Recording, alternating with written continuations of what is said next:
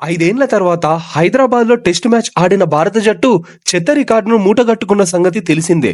ఈ ఓటమితో 5 టెస్టుల సిరీస్లో టీమిండియా 0-1తో వెనుకంజ వేసింది. అలాగే world test championship WTC 2023-25 season పాయింట్ల పట్టికలో కూడా 5వ స్థానానికి పడిపోయింది. అయితే 14 ఏళ్లలో ఉప్పల్లో భారత జట్టు టెస్ట్ మ్యాచ్ ఓడడం ఇదే తొలిసారి అని చెప్పొచ్చు. ఉప్పల్ స్టేడియంలో మొదటి టెస్ట్ 2010లో జరిగింది. ఇంగ్లాండ్తో ముగిసిన మ్యాచ్తో కలిపి ఇక్కడ మొత్తంగా 6 టెస్టులు జరిగాయి.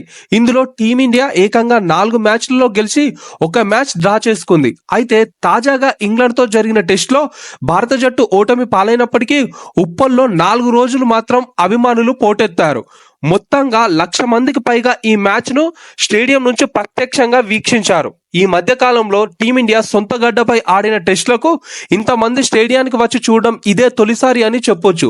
BCCI గణాంకాల ప్రకారం భారత్ ఇంగ్లాండ్ మధ్య జరిగిన ఈ మొదటి టెస్ట్ మ్యాచ్ను చూడడానికి తొలి రోజు 23,000 మందికి పైగా అభిమానులు హాజరవ్వగా రెండో రోజు 32,000 మంది పైగా అభిమానులు వచ్చారు. అలాగే మూడో రోజు 25,561 మంది మ్యాచ్ను ప్రత్యక్షంగా వీక్షించగా 4వ రోజు కూడా 28,000 మంది అభిమానులు వచ్చి చూడడం విశేషమని చెప్పొచ్చు.